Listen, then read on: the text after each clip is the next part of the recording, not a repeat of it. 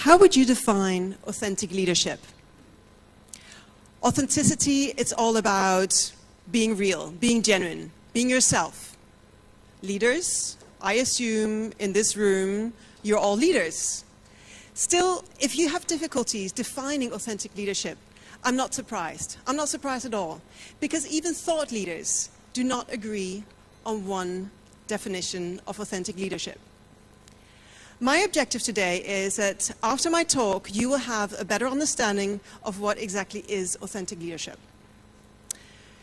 Long before executive coaches had authenticity on the tip of their tongues, I did the best to be myself. It wasn't always like that. I was born in Denmark, and when I was about 2 years old, my family moved to the Netherlands. Anybody from Denmark here? A few? Anybody from the Netherlands? No? Denmark and the Netherlands, is that the same? No, it's not. I had to adapt. I had to fit in. I did my best as a little kid in the 70s to fit into my new environment, the Netherlands. It wasn't until I was a young adult and I found myself in an international environment, just like the one we're in right now, where I realized that there were a lot of people that I could relate to a lot better than the people I used to hang out with. And that gave me the courage to be myself. One of my first jobs out of university or after my MBA program was working in Japan.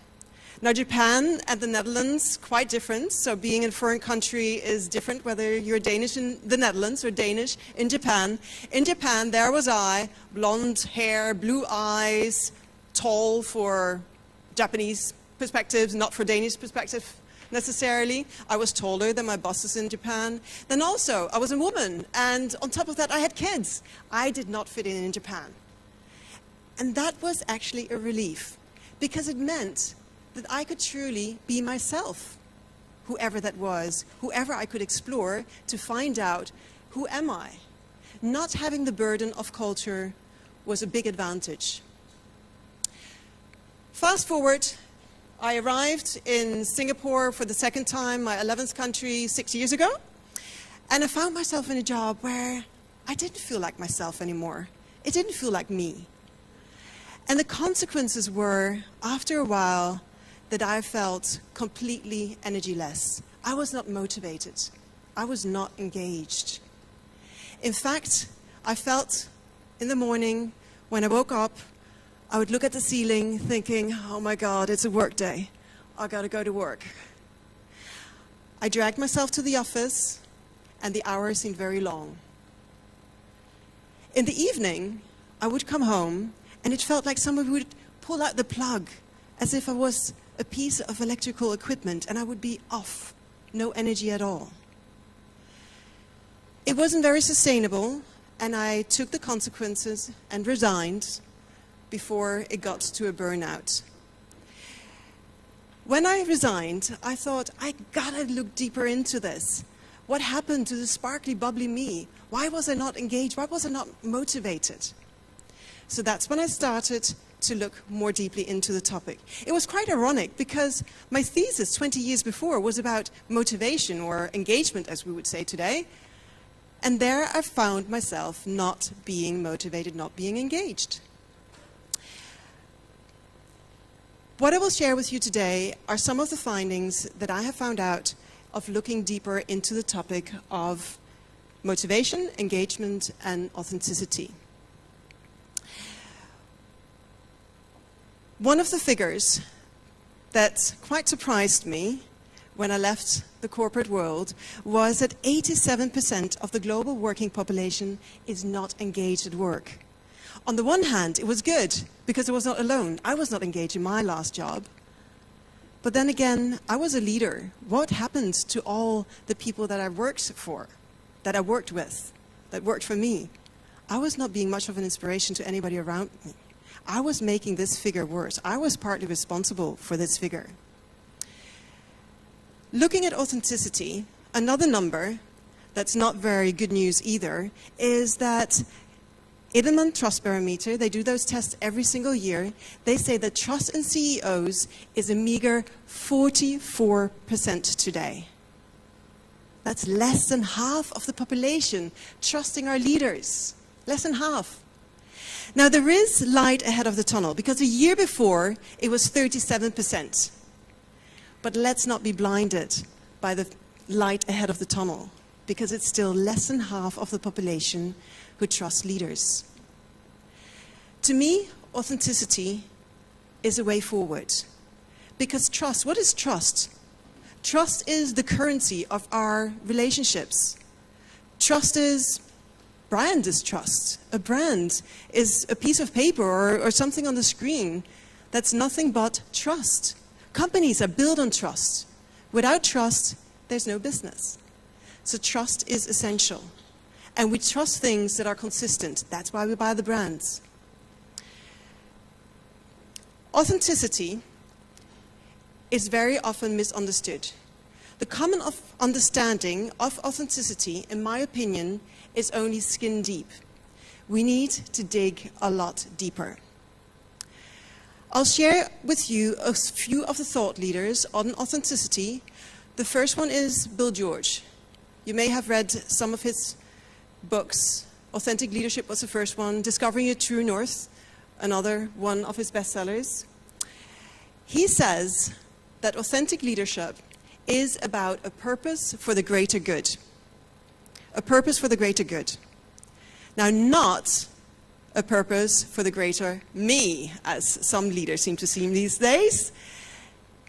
It's about a purpose for the greater good. Another person who's quite a bit of a thought leader in this field is Carissa Thacker. She has written a book called The Art of Authenticity. What she focuses on is it's about inspiring others to perform. For me, that is also a definition broader for leadership. It is about inspiring others to follow you, to perform. I have another take of it. On top of the purpose for the greater good and inspiring others to perform, to me, there needs to be a third element, and that is the personal values. It needs to be based on personal values. In fact, it's so important, I would move that element up and say that's the foundation of it. I have put my thoughts together in a framework that I share with my clients who want to have more authentic leadership in their corporations. And it all starts with knowing yourself. Most of us are pretty much aware of our strengths and our weaknesses. Our values, that's where it becomes more difficult. Knowing ourselves on a deeper level. What is it that's truly important to us? Values is about what's of core importance to us. So knowing yourself is the first step. The second step is about aligning your personal and the corporate values. Making sure that there's alignment. If you're in a leadership position, we also take a loop back here. It's important to also look at your reportees, people who are working with you. What are their personal values? What are their strengths, your weaknesses? You probably have a good awareness about that. So the loop goes back if you're in a leadership position. The third step is about communicating this aligned vision and the values. As a fourth step, and this is something that a lot of my clients are struggling quite a bit with, it's daring to be yourself, daring to be vulnerable about showing who you truly are, showing up as yourself. Not necessarily easy. The next step, and this is based on the purpose for a greater good, developing a deep respect for others, making sure that we manage our biases. Following your true north. Very often we're faced with situations where there is a clash of our different values. Take, for instance, John, not his real name. I won't mention any real names here today. Take, for instance, John, who was a mid-career, high potential, on his way further up, and he'd always been a buddy with all his teammates. He'd been very transparent about the way of doing things. He was relating to them on a very friendly basis. And then he was put on this project where he was asked to do the restructuring. And of course, that would also include perhaps restructuring his own team and perhaps asking some of them to find a different job. What do you do in a situation like that? That is when all of a sudden you have a clash of your values. When you've been living the value of being transparent, of being very friendly and familiar and close to your team members, and all of a sudden you can't be that anymore, how do you deal with that? Finally, the last big bucket of activities is empowering your employees through human leadership. Let's start with the values. In Japan, I did not have the burden of the country values. There are many different kinds of values. Country values, societal values is only one category. You've got the corporate values, another category. Or you have family values. How you grew up in your family is not necessarily the values that you're living today with your family. Another category, spiritual or religious values. Again, they don't have to be the same as all the other ones. There's also aspirational values, and then there's marketing. For instance, there is this company, I don't know if anybody here recognizes the picture of the headquarters, a company that doesn't exist anymore. It had as its values respect, integrity, communication, and excellence. Anybody guess what this company was called? Enron. Exactly. Enron, the company that hid so many losses behind SPVs, a very complex system, had integrity as its values. Now, that's not the kind of values I'm talking about. I've also noticed that Insead has some values hanging on the wall. It's not about putting them on the wall. It's about truly living them. Can you adapt to cultures and still be authentic? I've had this discussion. I've been asked this several times. Well, what do I do? If I'm adapting to a different culture, am I still me? Am I still authentic? Here in Asia, I often hear what I wrote up here. Europeans, Americans, Caucasians, they speak. My mother told me I have 2 ears and 1 mouth, and I should use them proportionally. So I see quite a few Caucasians in this room, and I expect you also to like talking. So I would like to set up a ground rule that we discuss for about 2 minutes. So find a person next to you to discuss with. Just in pair is fine, but don't leave anybody out. Discussing in groups of 3 is also okay. I would like you to discuss for 3 minutes and then get back to the room, sharing some with the rest of the room. Is it contradictory to adapt to cultures and still be authentic? 2 minutes. Of course, adapting to a new culture is but obvious if you want to evolve. But there are certain non-negotiables that come with it. And the minute you start compromising on those non-negotiables, you're no longer authentic. So when I was living in the UK, of course I took in a lot of what the culture there was like. But if my parents were coming to visit from India, it was non-negotiable that they would stay at home with me because that's a non-negotiable for me. If I was to now start adopting that, I would stop being authentic. When I moved back to India, in the banking world, confidentiality is sometimes followed in form and not in spirit. So very often I was told, don't give it to us in writing, but tell us verbally. Now this is something I had adapted, learned, and it had become a non-negotiable for me at work. And I said, I'm not going to do that.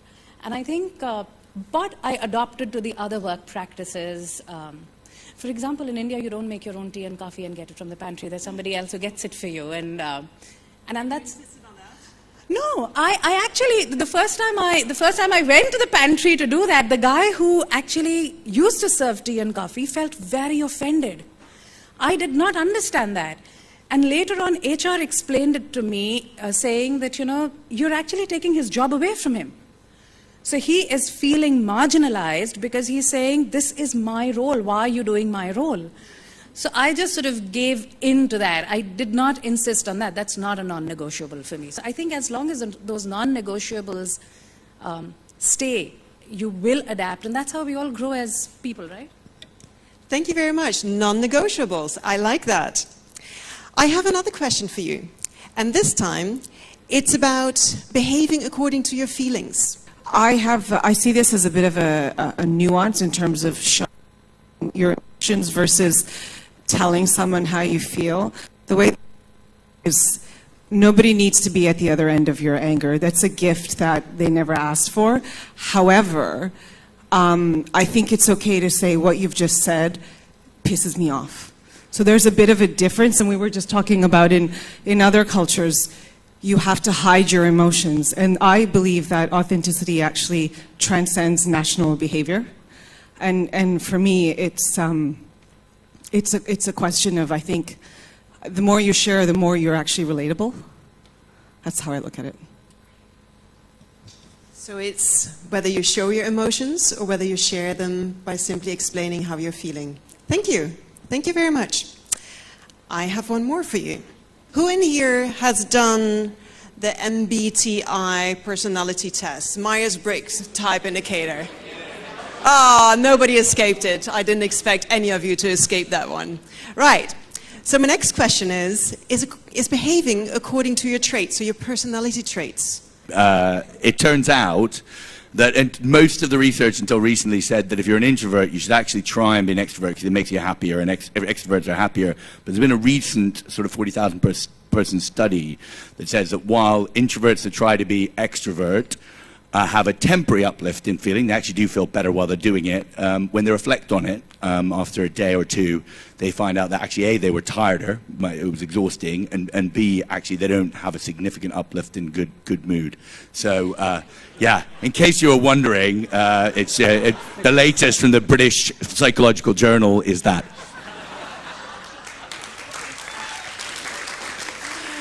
Thank you very, very much for sharing that.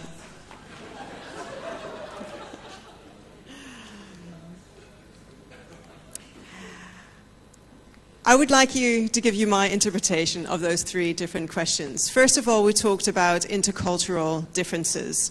And you talked about there's things that you can't go and compromise with it, right? Now, to me, it's your values that you don't go and compromise with.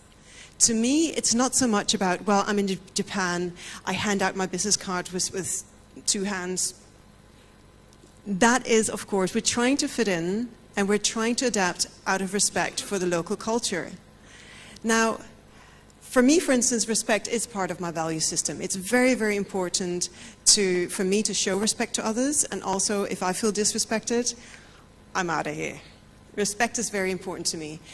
And if you go to a different country, I've lived in 11 different countries, I am making cultural blunders everywhere. I don't remember how to behave in Denmark anymore. I haven't lived there for the past few decades. I make cultural blunders really, probably every day. The way to go about it is not to get upset about it. It is about showing that you're genuine, showing that you're real, showing that you care, showing that you are respectful to people, because then they will forgive you for all the blunders you make.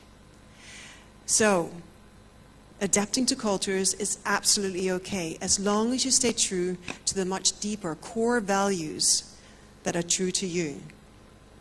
Then it's fine to adapt. The same with being angry. Managing your emotions. That doesn't make you inauthentic if you learn to manage your emotions. And I like your comment of, well, there's a difference between showing emotions and also sharing how you feel.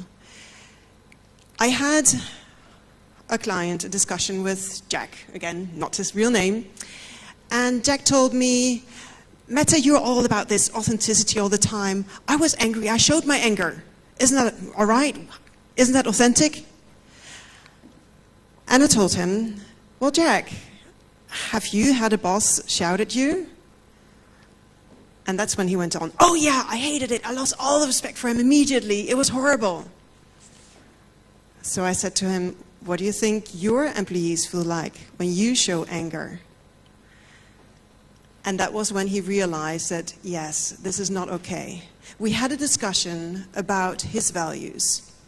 His values were also about empowerment. And how does it relate? When you show anger at the office, how does that fit with your value of empowering your teams? It doesn't fit. So again, it's not about being authentic by showing your feelings. It's about acting to what's truly important to you. Acting based on your values. The third question that we went through about introversion and extraversion. And what you're saying, is very interesting. It's also introversion. For instance, let's take Anne. She is an introvert. I haven't seen her MBTI results, so I don't know exactly what it is. I would say she's about 70% introvert. That means that she's 30% extrovert. That means that as a leader, she can step out of her comfort zone and be those 30% extrovert at some point of time. When she goes back into her office again to recharge, because yes, she does need to go back and recharge and be the introvert. As a leader, she cannot afford to ignore her extrovert side. And it's a discussion that I had with her. She said, well, I'm an introvert. I get drained if I have to be around people the whole time. I want to shut my door. So I asked her, what's most important in your job? She's a CFO, so she said, well, to deliver accurate reports so my management can take the right decisions based on the forecasting and on the numbers. What's your job as a leader? I answered. Well, that's where she understood, yeah, it's about making the team perform at its topmost, at its top peak. And when we discussed a little bit with her what's important to her, she talked about, to me, it's important to perform. I want high performance. So we had further discussions. And that's when she realized that for her performance, if she wanted to have high-performing teams, she needed to step out of that introvertism and go more out there to be with her team, to support her team. That is a way for her to create high-performing teams. So again, it's about going much, much deeper. It's going to the bottom of the iceberg that psychologists use to describe human beings. Have you seen this iceberg before? Psychologists, they talk about that at the bottom of the iceberg is actually your personality. They said for a very long time, personality doesn't change. It remains the same for your entire life. Recently, they have discovered, well, it might actually change at some point of time. So that's why I've put DNA, then there's no discussion. The DNA, I believe, doesn't change so much yet. At the bottom are the things that don't really change much, and at the top are things that can change a lot. It's behavior, it's superficial. To me, authenticity is a question about what are you staying true to? And that is a deeper part of you, which are your values. Whenever there are questions about, am I being authentic? Is this authentic? Is this inauthentic? It can be answered with, are you living based on your values? Are you true to what's truly important to you in your life? That's how you create authenticity. Authenticity is about being true to your values and beliefs. Who in here can name me very quickly top 3 or top 5 values? Anybody who can name me top 3, top 5 values? I don't see any hands. Let me help you. Oh, one hand. That's good. Let me help you a little bit. For me, it's about growth. It's about personal growth for myself and for others. Professional growth, personal growth, myself, others, growth. It's also about empowerment. It's also about respect. I also love variety and flexibility. So there's a couple of more values there that are important to me in my life. With those examples, do some values come to your mind? What's very truly at the core important to you? Can you now maybe mention 3 or 5 values? Still only one hand. It's not unusual. It's not the first time that I've sat in a room, that I've been in a room of this size and even bigger, where there were barely any hands coming up. We're not very much aware of values. We talk about values all the time. We have them hanging on the wall. And we're not aware of our own personal values. And to me, that's fundamentally important in today's society. You will see later why. I would like you to do a very quick exercise on discovering some of your values. This exercise cannot be done in a rational way because we would sit here for too long. I would like you to look at this word cloud and spend 1 minute going through them and pick a few that intuitively speak the most to you. Not rationally, that doesn't work, intuitively. Look at them, pick 3, 5. A lot of you traveled in to Singapore, I assume. I heard that you're coming from all over the world. What I would like you to do on your way back, or if you live in Singapore at some point of time this weekend, reflect on these values. You will also get the deck. You can have a look at the words again, and you can also think about what other values are important to you in your life. What I would like you to do is to consider, how would you define these values? Make 1 or 2 sentences out of it, in the sense of, this is my definition of this value, because flexibility to me may mean something completely different to you. Then I would like you to consider, how do you live these today? And how do they play a part of your work life? How do they relate to your work, the corporate purpose, mission, vision? Finally, you can ask a trusted person when you arrive back home whether they see you live these values and where there's perhaps not enough of it in your lives right now.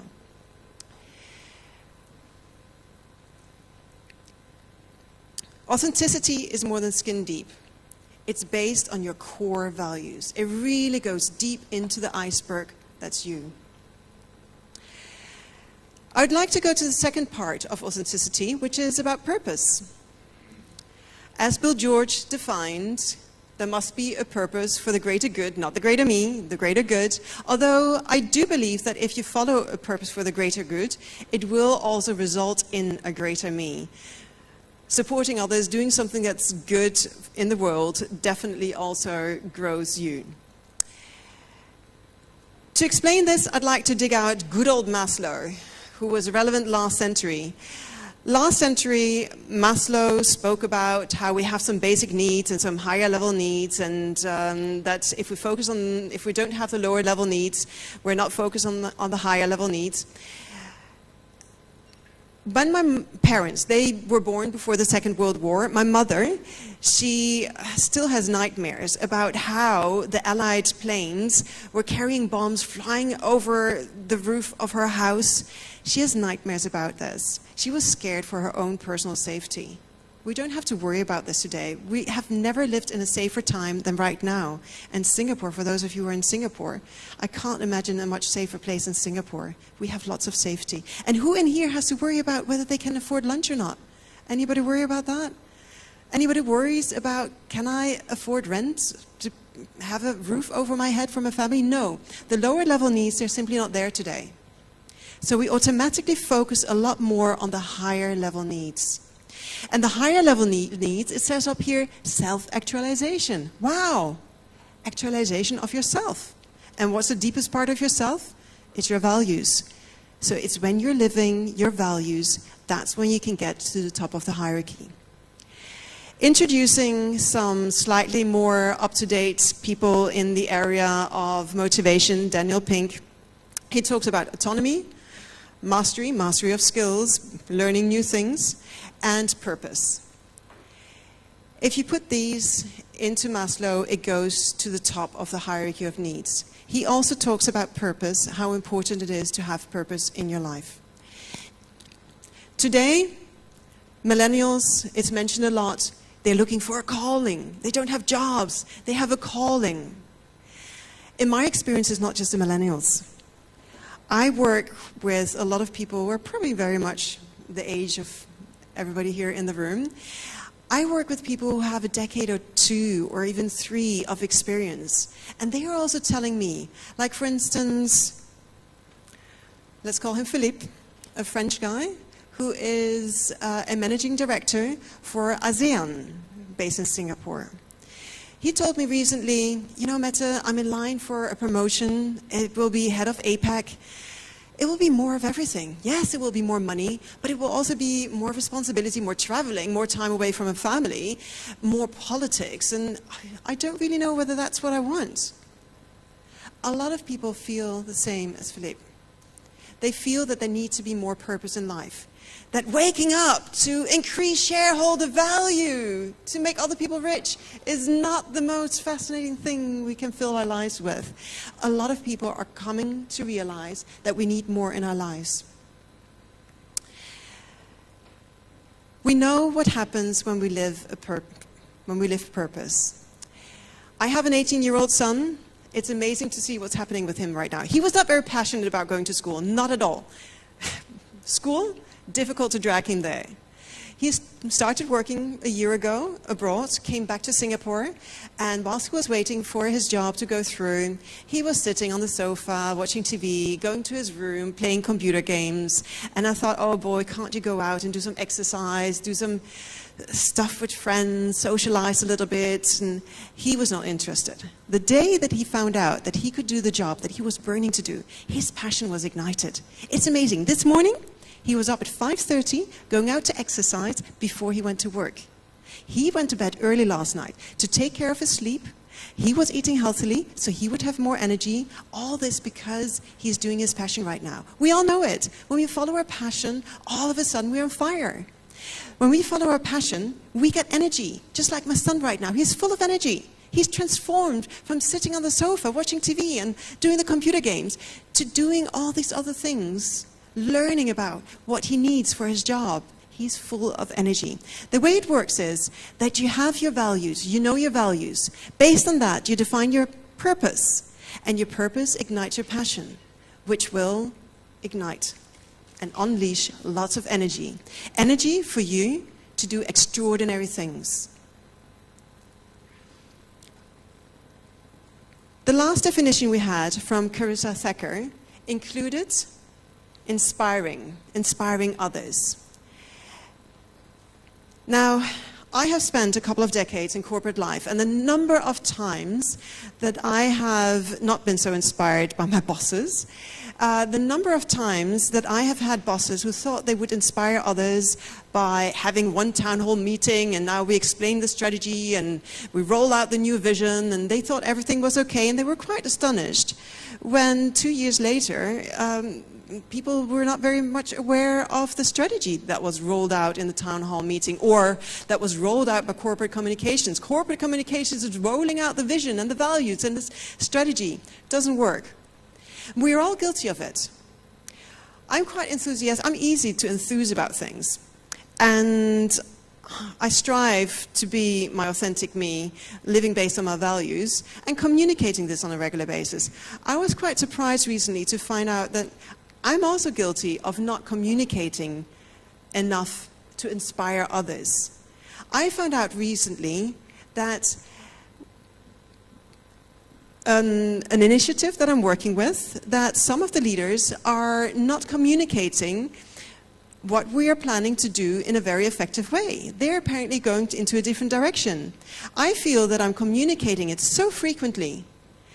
I also have this bias because it's in my head all the time. I think others also know it. And that's not the case. We must keep on doing two different things if we want to inspire others. It's not enough to have the values and the vision. It's also about consistently and very, very frequently live your values and purpose on a daily basis. Every single day live it and communicate it on a daily basis.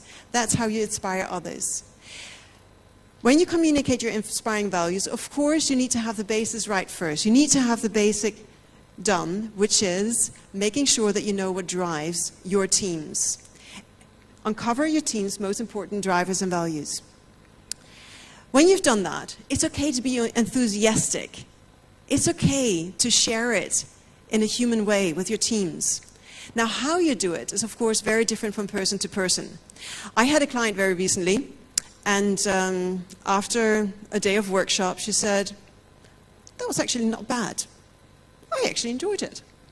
Now, luckily, my parents, my mother, she's from the countryside in Denmark, where they spoke in the same way when things were awesome. It was like, oh, that's not bad. And I was able to translate it. So for some people, they express it in a different way, but do allow yourself to be enthusiastic about your vision.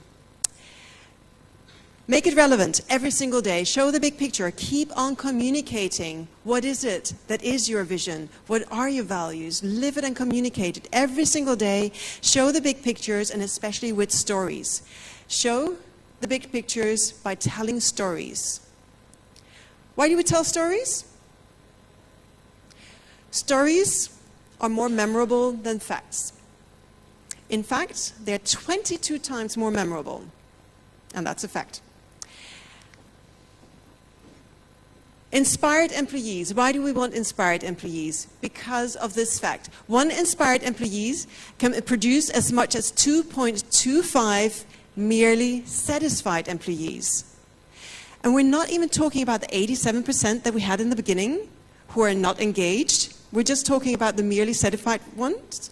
We're not even including here the not at all satisfied ones. So there's a huge up potential here for increasing productivity if we inspire our teams. I have one client, a coaching client. I spoke to her this week, and she talked about how diversity and inclusion is really important to her.